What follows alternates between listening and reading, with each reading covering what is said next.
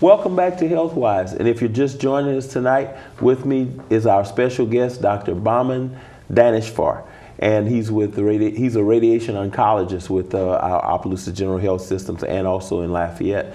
Doc, first of all, what is a radiation oncologist? I know a lot of people in the audience are wondering. That's an excellent question. The word oncologist is actually anyone who treats cancer. So we have several kinds of oncologists. We have medical oncologists who do chemotherapy, give people medications. So they basically deal with chemicals and medicines, so they're called medical oncologists. We have surgeons who cut out cancer and do operations on people, so we call them surgical oncologists. Then we have radiation oncologists, and those are people who use the tool of X-rays, or what we call ionizing radiation. Basically the same X-rays people use for taking pictures of your teeth, your luggage at the airport, or is X-rays that penetrate tissue, and we can take pictures of these things on a CAT scan or an X-ray of your bones when you break them. But you can take these same types of machines, except they're fine-tuned, they're a lot bigger, that can produce this X-ray, and you can aim it at people and different areas of their body and fine-tune where that radiation or X-ray is going. So the person who specializes in monitoring that and making sure someone is not harmed from it and they're actually treating the right areas and the types of cancers is a specialist that's a radiation oncologist. We used to call them radiation therapists, but radiation oncologists felt that they were being just called somebody who treats like a physical therapist, and they were not being treated as doctors. So they changed their name many years ago. Okay. Well, Doc, so the radiation actually, without harming the surrounding tissue, is used to destroy the cancer or shrink it? Yeah, yes, sir. In the almost 18 years I've been practicing, almost nothing is the same as it was when I practiced in 1992. I mean, very little things are virtually the same. The machinery, the technology, the computers is what has advanced our ability to control radiation. It's similar to any other industry, you might say. Computers have just been phenomenal for us. And the reason is we can now take images, CAT scans, MRIs. People have heard PET scans. PET scans are specialized scans where they give you radioactive sugar and it lights up where cancer is. So you can take this technology and identify where the persons have cancer and aim this radiation at them. So in the old days, people heard, well, radiation burnt my mama or burnt my daddy. I don't want it. And half of what I do is try to dispel what people are scared of about radiation therapy. Of course, the technology continues changing. So then they come to us and say, well, do you guys have the best things now? And there's a variability in that. Years ago, 5, 6 years ago, I was actually part of the MD Anderson system through Lafayette General Hospital. And they came and reviewed our charts, our machinery, and our techniques, and they gave us the blessing that we can do cancer treatments here in Acadiana like they can.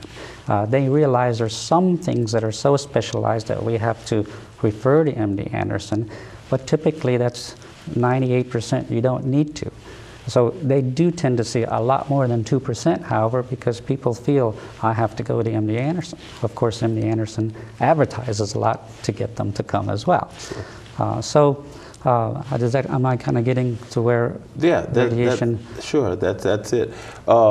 You know, and you mentioned MD Anderson, that was going to be my next question. You know, so you're saying that people don't necessarily have to go to MD Anderson to get cancer treatment. We have it here, and we have the technology, the new technology. Obviously, since MD Anderson is basically, I don't know if you'd call it contracting out or what it is they do, but they're actually sending patients to specialists in this area. There's many oncologists here, Louisiana Oncology Associates, and myself and other oncologists, I'm sure.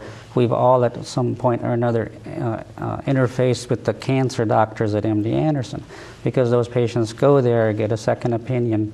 They ask those physicians there, well, you know, it's going to be rough for me to take 7 weeks of radiation out here. Can I take that at home? There was a time where MD Anderson might have told them, well, we don't know what kind of stuff they have out there. But because they've been here at least once, oftentimes they'll remember my name. Of course, they have a big turnover too, or they remember some of our other oncologists say, no, these people can do what we do here. It's not so specialized what you need, which, like I said, is 98% of the time, that can be done locally. Of course, I don't know if you remember, 70 years ago, everybody had to go to Houston. Sure. There was no radiation here at all. But with time, things trickle down to the, you might say, smaller communities, but we're really not that small. Between Lafayette and Opelousas and all the surrounding areas, the medical community here is very progressive, because there's 600, 700,000 people that are drawn into the area. And for that reason, particularly in radiation oncology, almost anything that I want to use to treat someone with radiation is available in Lafayette and Opelousas.